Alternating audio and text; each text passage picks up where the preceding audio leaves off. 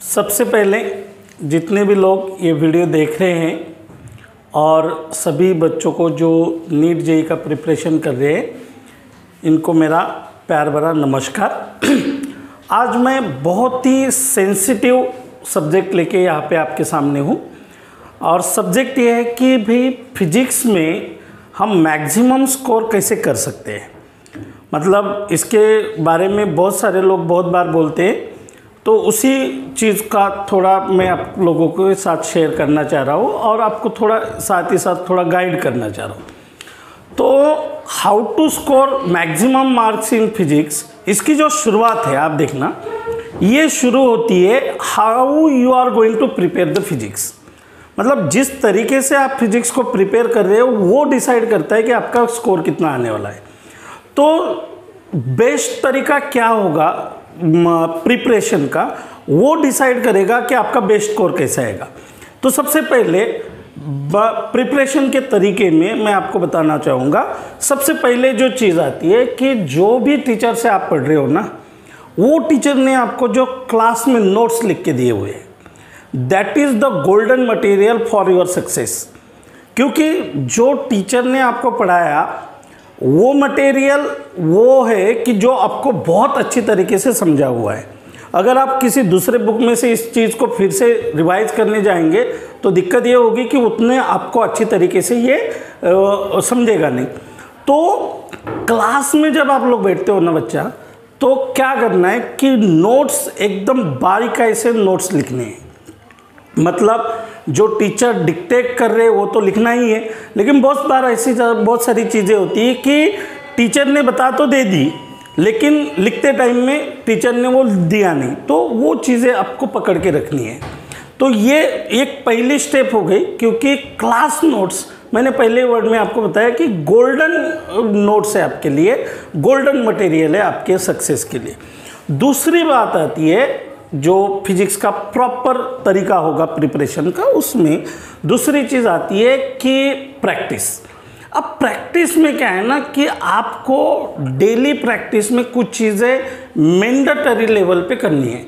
तो जैसे कि डेली प्रैक्टिस में आपको एक चीज़ कंपलसरी करनी है कि भाई फिजिक्स के एनी हाउ डेली 25 से 30 MCQs आपको करने हैं। साथ ही साथ आपको 2 से 3 सब्जेक्टिव न्यूमेरिकल आपको साथ में करनी है, और ये डेली करना है। जैसे कि हम लोग हर दिन खाना खाते हैं, पानी पीते हैं, तो ये चीज़ भी हमें उसी तरीके से फॉलो करनी है। तीसरी चीज़ जो आपकी प्रिपरेशन, मतलब ये जो दूसरा पॉइंट मैंने आपको बताया, इसमें आप देखना, अगर आप पूरे 2 साल का कैलकुलेशन अगर करेंगे तो अकेले फिजिक्स के आपके पास 20 से 25 हज़ार MCQs की प्रैक्टिस आपकी हो जाएगी, अगर आप डेली 25 से 30 MCQs की तैयारी कर रहे हो तो। देन तीसरा स्टेप आता है, दैट इज़ एनालिसिस। अब एनालिसिस में क्या आता है ना कि आपने प्रिपरेशन बहुत अच्छे से किया, आपने क्लास नोट्स भी बहुत अच्छे से लिख लिए, आपने एग्ज़ाम दिया जो आपके एकेडमिक ईयर में यूनिट टेस्ट वगैरह होते हैं, तो उसका एनालिसिस करना बहुत ज़रूरी है। मतलब बहुत बार क्या होता है कि हम लोग एग्ज़ाम दे देते हैं लेकिन उसको एनालाइज नहीं करते कि भाई हमारा एक आधा क्वेश्चन अगर रॉन्ग हो रहा है तो वो रॉन्ग होने का रीज़न क्या है, वो कंसेप्ट हमें नहीं समझा है, या कंसेप्ट हमें पता था लेकिन हमारा एप्लीकेशन पॉइंट ऑफ व्यू गलत हुआ है। ये चीज़ें आपको करनी है एनालिसिस में। और फोर्थ स्टेप आपका जो आता है ना, वो है आपका time bounded practice. Means NEET और जेईई में बहुत बार बच्चों का ये कंप्लेंट आता है कि सर हमें पूरा पेपर सॉल्व करने के लिए टाइम ही नहीं मिल रहा है। तो मेरा कहना ये है कि भाई जब तुम प्रैक्टिस कर रहे हो, मान के चलो कि सचिन तेंदुलकर है और वो प्रैक्टिस कर रहे हैं, और जब वो प्रैक्टिस कर रहे हैं उन्होंने कभी चौका छक्का मारा ही नहीं, तो वो ग्राउंड पे जाके चौका छक्का कभी लगा नहीं सकते। ये कॉमन सेंस की बात है।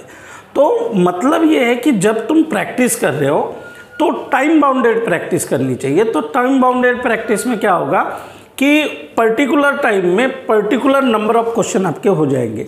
तो जैसे कि मैं जनरली नीट वाले बच्चों को बोलता रहता हूँ कि भाई आप 20 मिनट में 15 क्वेश्चन सॉल्व करने की प्रैक्टिस आपने करनी चाहिए, जो चैप्टर आपका अच्छे से कंप्लीट हुआ है वो। तो ये जो 4 पॉइंट मैंने आपको बताए, ये मतलब गोल्डन पाथ आप इसको कह सकते हो टू प्रिपेयर द फिजिक्स। अब ये प्रिपेयर होने के बाद में जब आप इसको मतलब अप्लाई करेंगे या एग्ज़ाम के लिए यूज़ करेंगे तो डेफिनेटली आपका स्कोर भी बहुत अच्छा खासा आ जाएगा।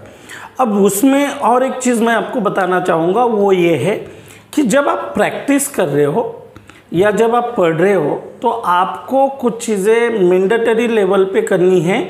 जैसे कि जो भी कंसेप्ट पढ़ाया जा रहा है फिजिक्स का, क्योंकि सबसे ज़्यादा दिक्कत तो इधर ही आती है, तो जो भी कंसेप्ट पढ़ाया जा रहा है ना, उसको डे टू डे लाइफ में आप किस तरीके से कनेक्ट कर सकते हो, ये आपने कोशिश करनी चाहिए।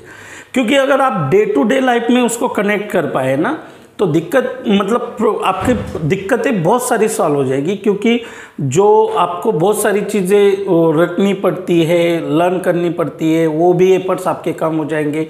लॉन्ग टर्म आपके ध्यान में रहने वाली चीज़ें रहने लगेगी।